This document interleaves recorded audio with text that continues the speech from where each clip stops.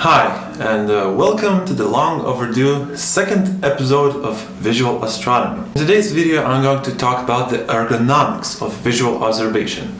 I believe that a lot of amateurs lack a methodical approach towards the act of observing itself. They just kind of get out there with a grab and go mentality, which often becomes quite detrimental to the actual enjoyment of the hobby itself. So today I'm going to show you what gear I have, what kind of accessories and what kind of improvements I made for it and why. So first of all, we have the issue of storage. This is a wooden box I constructed for my telescope. As you can see, it's made of small bores with a lot of ventilation gaps in between. This allows for a gradual acclimatization of the telescope itself, the cooling or the warming up when taking the telescope outdoors or inside. It also helps to evaporate a lot of the dew which forms after coming from outside. A sealed box would just allow for the dew to stay inside indefinitely, I guess. So inside we have the telescope, of course, and the finder, which I prefer a 90-degree angle finder. It helps tremendously when trying to locate objects located at the zenith.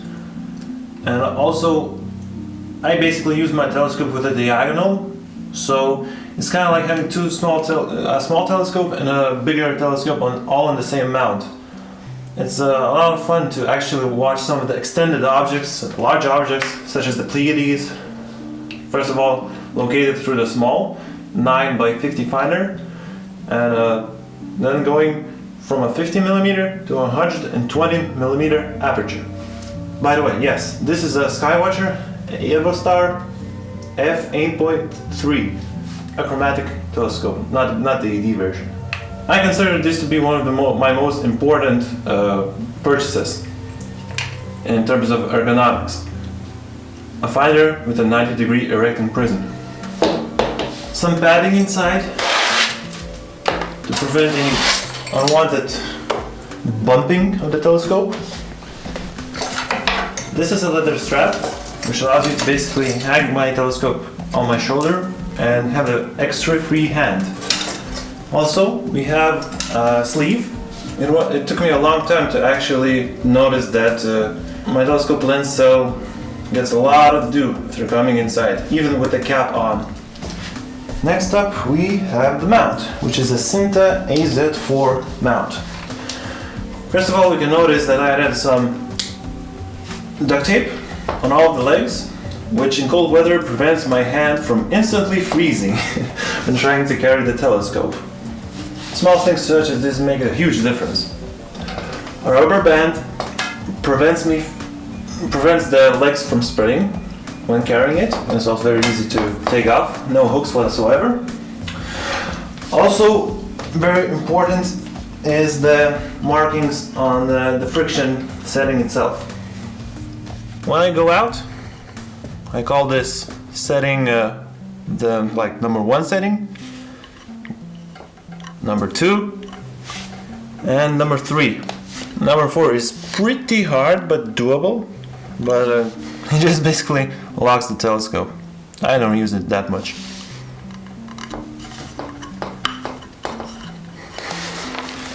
Here's pretty much the exact same setup, the same marking, which contrasts very nicely on the light, the white knob itself, the silver knob.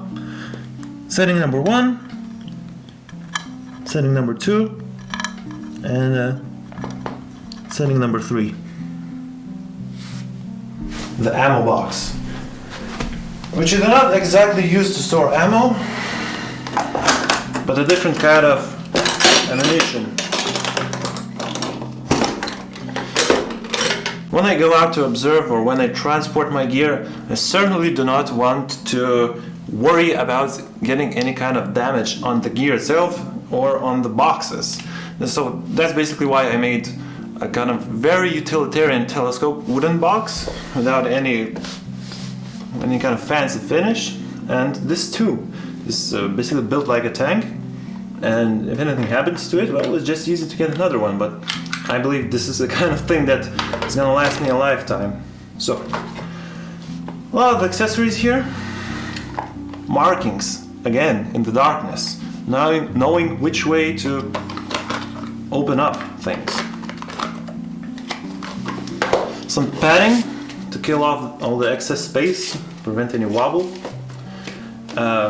Also, very, very important, I believe, purchase for me is the, well, of course, the diagonal, but the revolver, actual eyepiece turret, which also holds some of my favorite eyepieces, the Baader Classic Orthoscopics, except for the Baader Classic Plossl, which I actually do not like very much because of its less than 50-degree apparent field of view. With the telescope, I actually tend to observe at higher power anyway, using something like a 2mm exit pupil, which means that I basically spend most of my time using the 18mm eyepiece.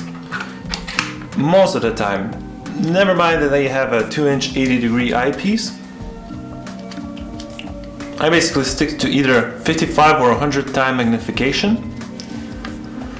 which translates on my telescope as an 18 or 10mm eyepiece.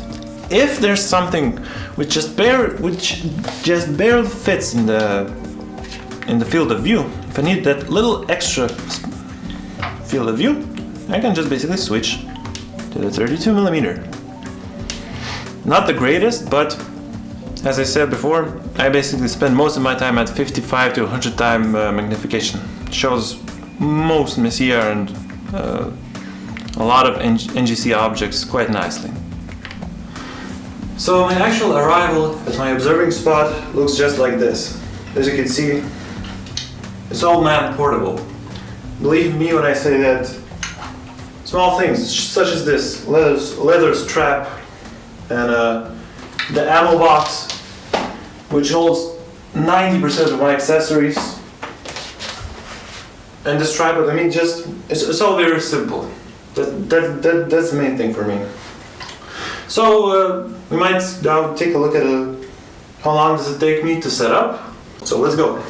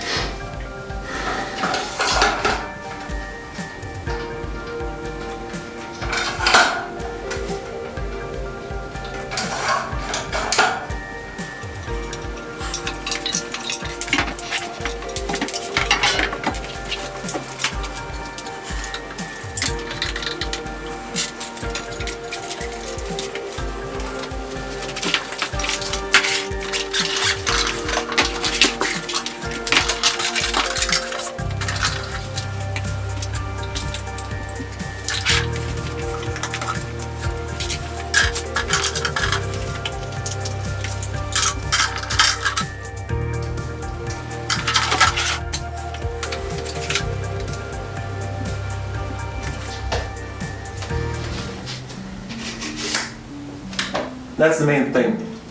People buy a telescope and they just kind of spend a little bit of time with it and they believe that it's not comfortable enough for them. But I suggest to spend time with your new telescope and try to kind of adopt it, if you will. Every telescope has its own kind of groove, so using it requires practice no matter what. It took me ages to set up before. I used to carry both the telescope in hand and the tripod in hand. Had all my accessories scattered around the backpack. Didn't have a good observing chair. If you do 100 1% improvements, then it's a 100% better telescope. So thanks for watching, and till next time. Goodbye.